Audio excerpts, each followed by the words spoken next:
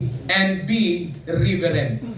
Verse number 1, sabi ng Bible, keep thy foot when thou goest to the house of God, and be more ready. In verse number 7, sabi ng Bible, for in the multitude of dreams and many words there are also diverse vanities, but fear thou God. Be more ready and be reverent. Makinig ng mabuti. Lahat ng pangarap ay hindi minamadali. Lahat ng pangarap ay dapat pinaghahandaan, hindi pinagmamadalian. Bakit? Sapagkat ang lahat ng pangarap na minamadali, laging nauuwi sa ano? Dalamhati at bighati. Season and a time to every purpose. Saan po ba tayo dapat mangighanda? To hear. Ano yung dapat nating pakinggan? Para maabot natin at ma-develop natin yung God-centered na pangarap. Ano yung dapat nating pakinggan? Number, hear the instruction. Makinig ka sa instruction. Ay ginamit ng Diyos na inatas sa iyong pastor para doon ipangaral ang instruction na hindi ka lilihis ng landas kung susundin mo yung instruction na iyon. Keep when thou goest unto the house of the Lord, and be more ready to hear. Mas makinig ka. Pagdating ng simbahan, huwag puro cellphone. Pagdating ng simbahan, huwag puro usap-usap sa katabi. Makinig ka ng mabuti sapagkat may instruction na ibinibigay ang Diyos sa iyo every time you come to your church. Amen. God and keep His commandments, for this is the whole duty of men. For God shall bring every work into judgment. The instruction for living, the instruction for loving. Instruction sa pag for laboring. Amen. 1 Corinthians 15. For my beloved brethren, be ye steadfast, labor is not in vain in the Lord. But to hear God's intention. Right. Ano ba yung intention ng Diyos para sa iyo? Para ano? Display? Bakit ka nagiging katisuran sa lahat ng nandito? Bakit gagamit ng Diyos sa iyong church? Pag hindi ka ginagamit ng Diyos sapagkat hindi ka nagpapagamit sa Diyos, walang ibang patutunguhan ng iyong buhay kahit gaano pa kaganda ng iyong pangarap, magiging katisuran ka lang.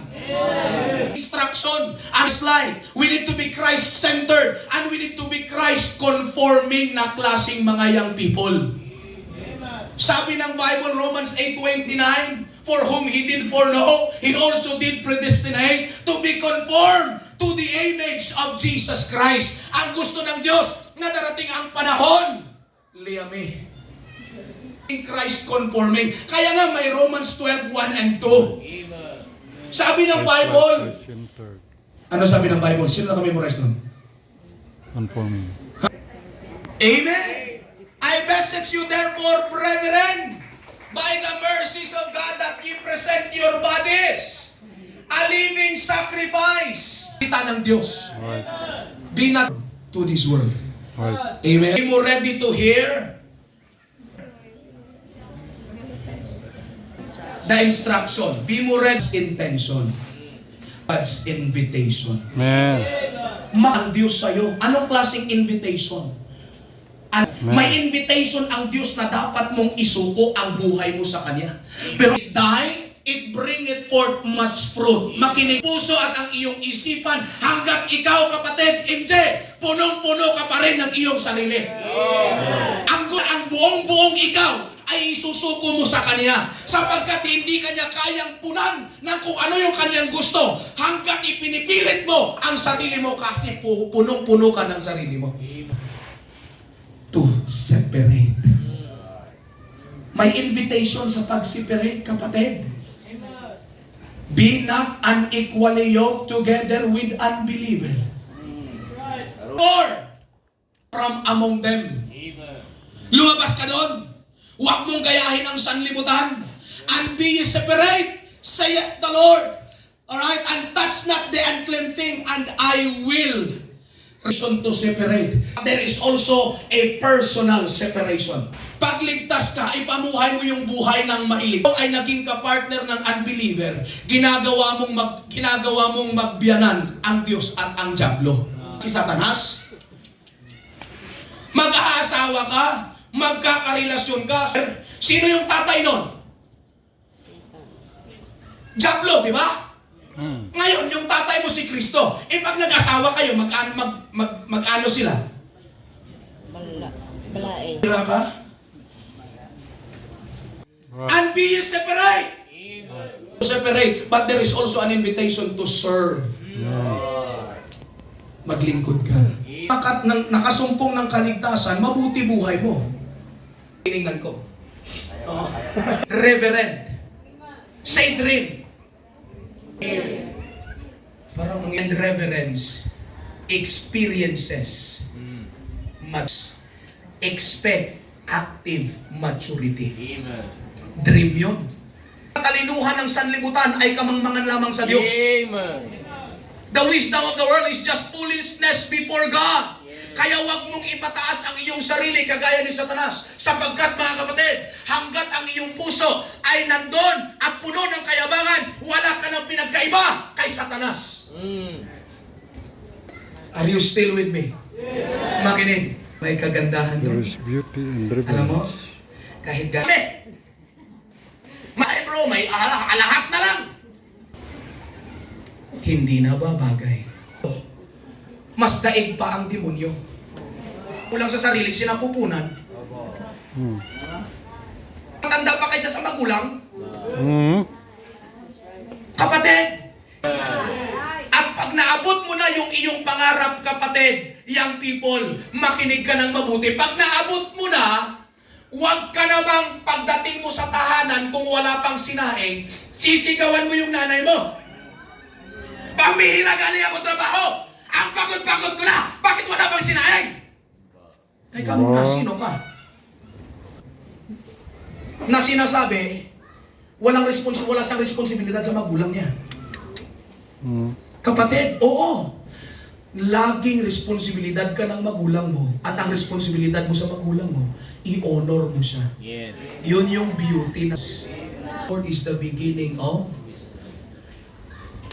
winning souls. Okay.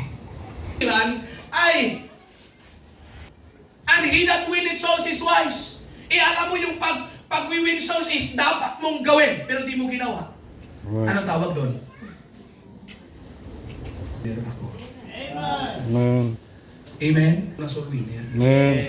May pangarap akong maging engineer, pero hindi lang engineer. Engineer na soul winner. Amen. Amen? Ano mang pangarap? Right. Amen? Amen. That is the beauty sa Diyos. Mo yung pangalan ng pastor mo at ang pangalan ng Diyos mo. Pangalan Christian, pangalan ng simbahan mo, pangalan ng pastor mo, at higit sa lahat, pangalan ng Diyos mo. Amen. Gusto mo ng blessing? Of reverence.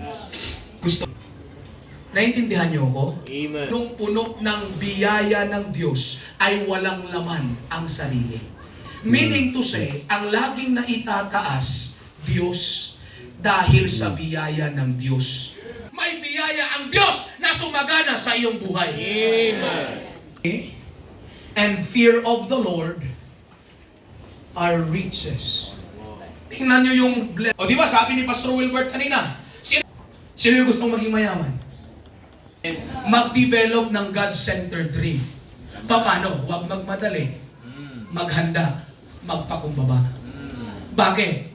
Kapag ka ang Diyos ang siyang kikilos para sa iyong pangarap, hindi ka mahihirapan. Amen. Bakit? May riches, may honor, My life. may life. Yes. Amen. Pero kung ikaw lang yung kikilos, ikaw lang yung gagalaw sa anumang pangarap mo sa buhay, kapatid, darating ka sa kangkungan. Are you still with me? Bakit? Walang gabay at walang patnubay ng Diyos. Yes. Ang pangarap mo. Amen. At titignan niyo to, napakasarap ng namit na naabot mo ang pangarap na ang Diyos ang nagdala sa iyo. Yes. Magiging mayabang ka na. Sabi, habang nakinig sa mga preachings kanina, kanya lang sa akin na ito eh.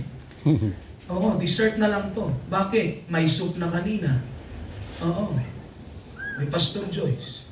Di ba? So, Oo. Pagkatapos ng soup, may, katawag ito, appetizer.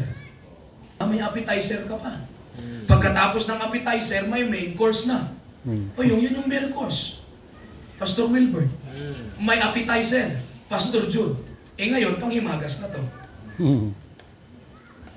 Yes. At hindi ikaw ang nanguna. Amen. Ibinigay sa amin 4 na mensahe ang narinig ng mga young people na ito.